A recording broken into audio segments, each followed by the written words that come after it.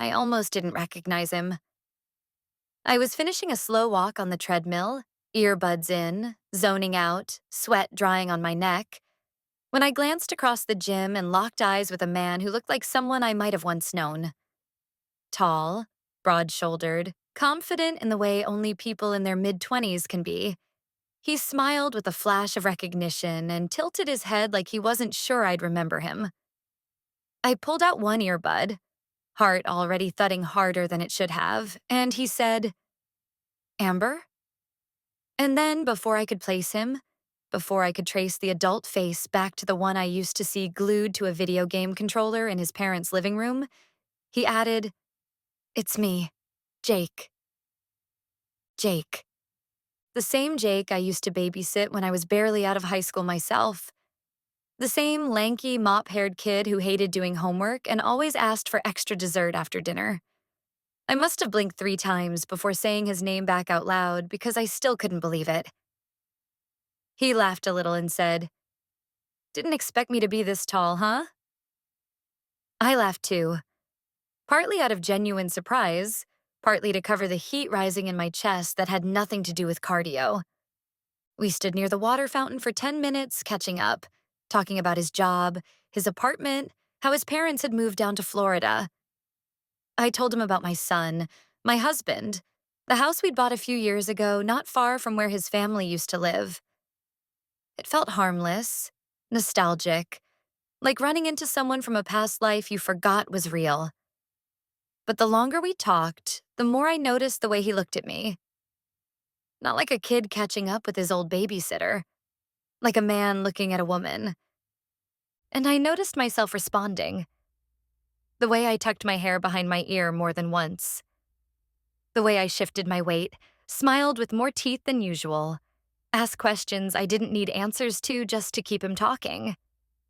I felt it building, that strange low hum under the surface, a kind of restless attention I hadn't felt in years. When I got back in the car, I sat for a moment gripping the steering wheel and staring at my reflection in the rearview mirror. I looked older, obviously, and he looked like everything I wasn't anymore. Youthful, unbothered, alive. I should have left it at that.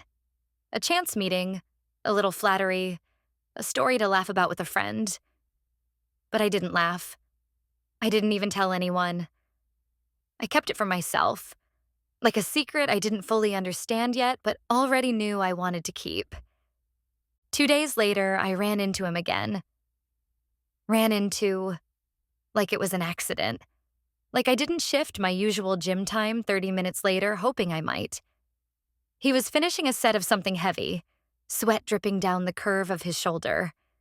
And when he saw me, he lit up in a way that made me feel like I had arrived somewhere I hadn't realized I missed. We talked longer this time. Then we texted. Then we followed each other on Instagram. The DM started almost immediately. Casual at first, harmless, little jokes about the gym or old memories. But they didn't stay harmless. He said he couldn't believe how good I looked. I sent back a thank you emoji and sat there for 10 minutes rereading it like I was back in high school. He said he used to have a crush on me when he was 13. I laughed, too loud, and told him he hit it well. He said he didn't want to hide it anymore. I should have stopped then.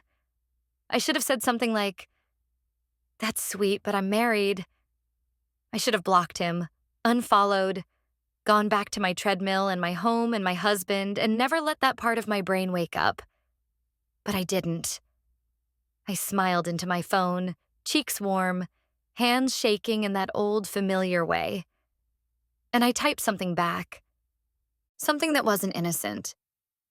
Something I wouldn't want Josh to ever see. At first, it felt like a game, one I could still control. I told myself I wasn't doing anything wrong, that messages weren't betrayal, that flirting wasn't cheating if it stayed on a screen. Josh didn't ask questions when I smiled at my phone, didn't glance over my shoulder when I typed replies slower than usual just to reread them twice before hitting send. He was busy, with work, with our son, with the small, quiet routine of a life that never changed. And I leaned into that routine harder than ever, so I could keep hiding what was growing behind it. Jake started showing up in my thoughts when I wasn't looking for him. When I folded laundry, when I made coffee, when I drove to pick up groceries. That image of him at the gym, confident and calm, the way he said my name like he still couldn't believe how I turned out. It wasn't just attention. It was being seen in a way I hadn't felt in years. Not as a wife, not as a mom, but as a woman. We started meeting in person. First, it was innocent. At least that's what I told myself. Just coffee after the gym. Just a smoothie on the patio. Just an afternoon walk around the park when he said he had a few hours to kill and I pretended I was between errands. He'd ask about Josh sometimes and I'd give vague answers, brush it off with jokes or silence. He never pushed. He already knew what was happening. So did I. The first time he touched me was nothing, really. His hand grazed my lower back when we stood up from a bench, just enough to feel the pressure of it through my shirt. I didn't move away. The second time, it was more direct. He brushed hair out of my face while I was talking, his fingertips slow, deliberate. I caught my breath and pretended not to notice. He smirked like he knew better, and I hated how much I loved it. At home, I started changing things, small things. I paid more attention to how I dressed, how I smelled, how I looked when I left for Pilates. I started using that excuse every few days, always at the same time, so it felt routine. Josh never questioned it. He thought it was good that I had found a way to take care of myself. He smiled when I walked out the door, kissed me on the forehead, told me he was proud of me. I used his trust like a cover. Jake never pushed for more. That's what made it worse. He let me come to him. He never asked when I'd take it further, never demanded anything I wasn't ready to give. But every message, every glance, every half smile said the same thing. I could, whenever I wanted. And eventually, wanting was all I did. One night, after a long drive home from seeing him, I crawled into bed beside Josh and stared at the ceiling, feeling the weight of what hadn't happened yet pressing down on me like it already had. I hadn't kissed Jake. I hadn't undressed for him. I hadn't crossed that last line. But I had already left. I had already chosen. It wasn't about love. It wasn't even about lust. Not entirely. It was about escape. About feeling alive again. About stepping out of the glass box I'd built for myself and realizing the air outside was warmer, sharper, hungrier than anything I remembered. And it terrified me how easy it was becoming. The lies slid off my tongue like water. No, I just went to stretch. No, we're not texting, just memes. No, I haven't even seen him in weeks. And the worst part? Josh believed me. Every word. Because I hadn't given him a reason not to. Because I was careful. Because I smiled and cooked dinner and helped our son with his homework and played the role of the devoted wife like it was still true. But inside, I had already rewritten the script. And Jake was becoming the only scene I looked forward to. It was a Thursday afternoon, the kind where everything feels too ordinary to be dangerous. Josh was working from home, our son was at a friend's for a few hours, and I told them I had Pilates. Same time, same lie. I put on leggings and a fitted top, tied my hair like I always did, kissed Josh goodbye and said I wouldn't be long. He smiled at me like nothing was wrong, like I wasn't walking out the door to do something I had promised. In every vow, in every silent look, in every ordinary morning, I would never do. Jake had moved into a small loft in the next town over, and that day he'd asked if I wanted to come by and help him set up some shelves he bought. I said yes before thinking. I told myself it was innocent, just a visit, just a favor. Just another small thing to keep the connection alive without making it real. But I already knew. I already felt the shift before I stepped inside, already heard the door lock behind me, already saw the way he looked at me like we both knew what was about to happen and we'd just been pretending otherwise. He offered me water. We didn't drink it. He said something about the shelves. I didn't hear it. He stepped closer and brushed a curl from my shoulder and let his hand stay there longer than he should have. And I didn't stop him. I don't remember the first kiss exactly. I remember the heat of it, how sudden and slow it felt at the same time, how my hands moved without instruction, how the voice in my head that always screamed, "Don't," had already gone silent. I remember the way his body felt under mine, solid and young and dangerous, and how mine responded like it had been waiting for this moment for years. I remember forgetting. Everything. My husband, my son, my house, my name. It all disappeared inside that hour. It wasn't romantic. It wasn't sweet. It was hunger, pure and raw and selfish. And when it was over, I sat on his couch, half-dressed, skin-flushed, breath uneven, and stared at the floor like it might answer the question I didn't want to ask. What have I just done? Jake didn't say anything for a long time. He brought me my bra from the floor, kissed my shoulder, asked if I was okay. I nodded, lied. I got dressed in silence and told him I had to go, that I had a pickup to make, a dinner to cook, a life to return to. He walked me to the door, didn't try to hold me there, didn't make it dramatic. Just said, "I'm not sorry." And I didn't say whether I was. The drive home felt like I was re-entering someone else's life. The roads looked different. The air was too quiet. I kept checking my face in the mirror like the guilt would be written there, smeared across my cheeks like lipstick I forgot to wipe off. But when I walked inside, everything was exactly as I left it. Josh was still at his desk, headphones on, typing away. Our son was on the couch, snacks in hand, cartoons humming from the TV. The house didn't know. They didn't know.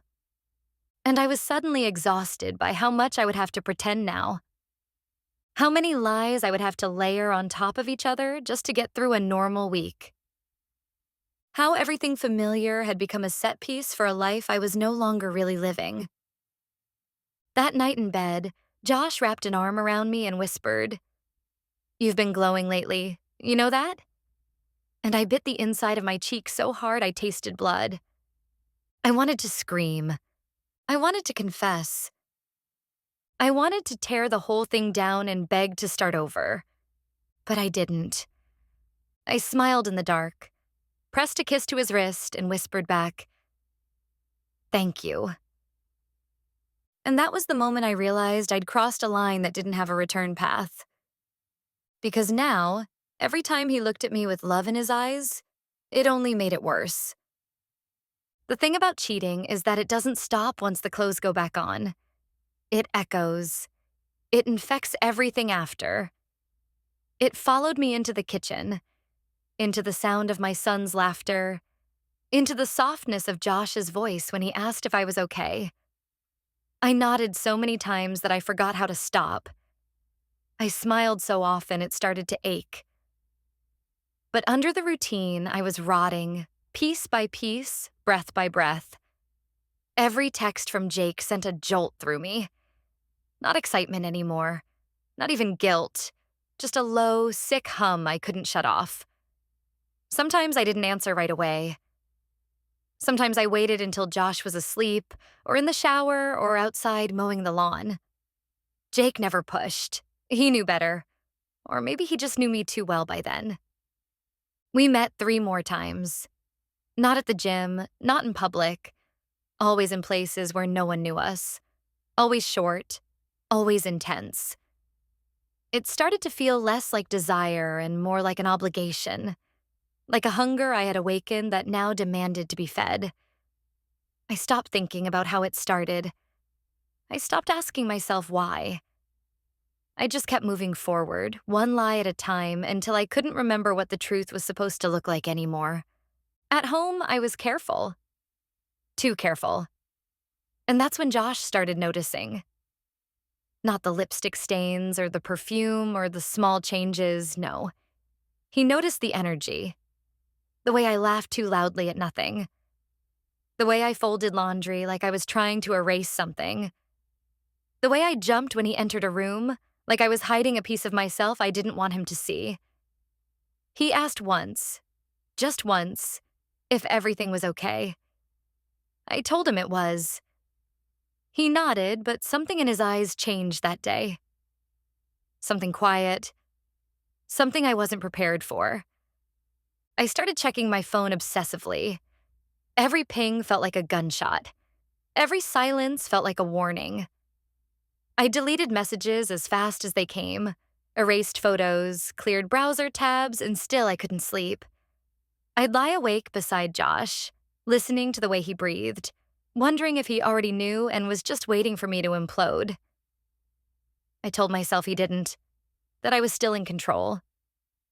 But control doesn't feel like panic at every turn. Control doesn't feel like praying your phone doesn't buzz during dinner. There was one day, a Saturday, where I caught him watching me. I had just come in from a fake class, sweating not from cardio but from guilt, and he was sitting at the table, coffee in hand, staring like he had been thinking for hours. I asked what was wrong. He smiled. "Nothing," he said. "You just seem really focused lately." I nodded, laughed, said something about trying to stay disciplined, and then I locked myself in the bathroom and threw up. Not because I was caught, because I wasn't. And that made it worse. I started to avoid Jake. I still answered him sometimes, short, vague, cool. I said I was busy. I said I wasn't feeling well. He asked if I was okay, and I told him I just needed space. He didn't push, but he knew. The last time I saw him, he looked at me like he was already letting go. I kissed him without feeling much. Not because I didn't want to, because I couldn't pretend it wasn't poisoning me anymore. At home, Josh had started going for evening walks alone. Longer walks, no explanation. I didn't ask. I didn't want to know what he might be figuring out there in the quiet. Sometimes he came back and didn't say anything at all, just kissed the top of my head like he was saying goodbye in slow motion. I almost wanted him to yell. I almost wanted to be caught. Anything but this suffocating calm. Because now it wasn't Jake that scared me. It wasn't the lie. It was Josh. His silence. His patience. His eyes that seemed to see straight through me even when he said nothing at all. And I knew something was coming. Not rage, something colder. Something final. I found the messages by accident. My own messages. Ones I thought I'd deleted. A forgotten backup in the cloud. A setting I didn't even know was enabled. Josh knew. He'd known for weeks, maybe longer. I don't know when he first saw them, or what gave him the suspicion that led him to look. But when I saw the folder, carefully saved and time-stamped, I knew. He had read everything. The photos, the dates, the words, all of it. He had seen who I was when I thought no one was watching, and he hadn't said a word. Not one. He'd kissed me goodnight. He'd made dinner. He'd helped with homework. He'd held me like he still meant it. And all that time, he had known. I sat in our bedroom staring at the screen, heart slamming against my ribs like it was trying to escape me. My name, my number, the screenshots, all laid out in quiet, damning detail. He hadn't printed them. He hadn't confronted me. He hadn't thrown my things into the street. He had organized them, cataloged them, waited. When he came home that night, I couldn't look at him. I sat at the kitchen table, pretending to read an article I didn't even open. He walked past me, set his keys in the bowl like always, poured himself a glass of water, leaned against the counter. I couldn't breathe. "I saw what's in the folder," I said, not knowing how else to start. He nodded. "I figured you would." I stared at him. "You're not going to say anything?" He took a sip of water. "What's left to say?" There was no anger in his voice, no tremble, just stillness, like the part of him that loved me had already packed up and left, and what stood in front of me now was just the man who remained. "You didn't want to ask me?" I said, and my voice broke a little. "I already knew the answers," he said. I tried to explain, not to justify it, not even to make it better, just to say something that might reach him. I said I didn't plan for it to go that far, that I got lost in something stupid, that I didn't expect to destroy everything. And Josh just looked at me, almost gently. "Amber," he said, "you planned every part of it." I felt it then. The finality. The wall between us that would never come down again. I wanted to cry, but even my tears felt dishonest. He said he was leaving, that the apartment lease was already signed, that our son would stay with him half the week, and that we'd work out the rest in court. That I could keep the house. He didn't want it anymore. That he hoped I'd find whatever I was looking for. And then he added one last thing. "I found the old texts, from when Jake was 16. My stomach turned cold. I had forgotten. Or maybe I thought they were innocent enough to fade. But he hadn't forgotten. He had saved everything. Quietly. Carefully. "I don't know when it started," he said.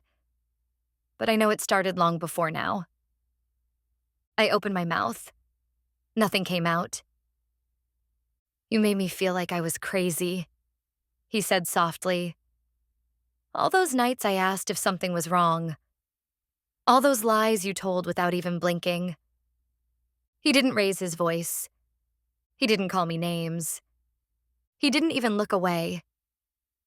"You broke something in me," he said, "and now I'm walking away from it." Then he kissed my forehead like I was a stranger and left. Just like that. And I sat in the same house, in the same kitchen, surrounded by everything I used to love, and I realized there was nothing left to fight for. Because the worst kind of ending isn't the one where they scream. It's the one where they don't have to. He didn't confront me.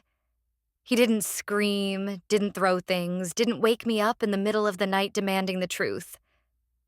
That would have been easier. I could have cried, begged, confessed, twisted the story into something smaller than it was. But Josh didn't give me that. He gave me silence. And then one night, he simply handed me my old phone. It was a model I hadn't used in years. One I'd forgotten still sat in a drawer somewhere. I took it from his hands, confused until I saw the screen. The photos. The old cloud backup I hadn't wiped. Messages between me and Jake from the very beginning. The flirty ones. The teasing. The ones I thought were long gone. Proof of how far back it all went. Proof that it wasn't a slip, wasn't a one-time mistake. It was a pattern. A choice. A second life. I looked up at Josh, throat dry. He wasn't looking at me. He was staring somewhere past me, past the kitchen wall, into a space I'd never reach again. He didn't ask questions, didn't need to. He just said quietly, "You were his babysitter." My stomach dropped. I hadn't even thought about that part.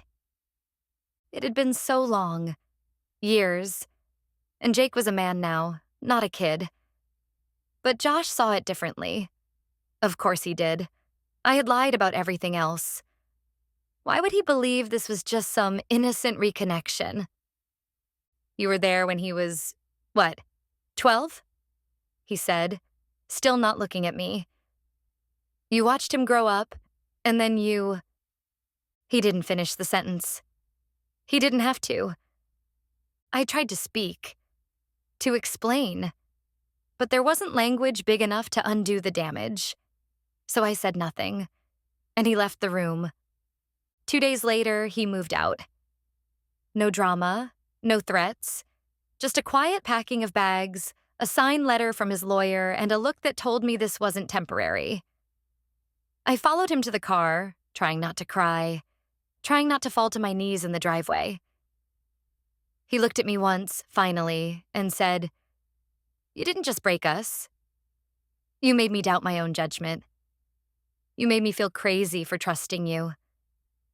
Then he got in and drove away. And just like that, the version of my life where I was still someone's wife ended. I stayed in the house. For a while, I played the part of someone who was fine. I saw Jake once more after it all came out. He texted, saying he heard what happened, asking if I was okay. We met in the park, and I looked at him like he was a memory I didn't want to touch again. He asked if I hated him. I said, "No, but I hate who I became with you." He didn't text again. Now I go to the gym alone. I use different machines, avoid the mirrors. The women at the front desk smile politely, but I see the flicker of recognition in their eyes. They know. People always know eventually. Josh never looked back. Last I heard, he'd started dating someone new. Someone kind, younger, maybe safer. Good. He deserves that. He deserves a life without checking over his shoulder, without wondering if every "I love you" is a loaded gun. As for me, I still pretend sometimes. I still dress up and smile in pictures, post brunches with friends, flirt at wine tastings. But it's thinner now, the performance. The applause is gone. I used to think getting caught would be the worst thing. But it's not. The worst thing is when they stop trying to understand you, stop asking why, stop hoping you'll explain, and just walk away.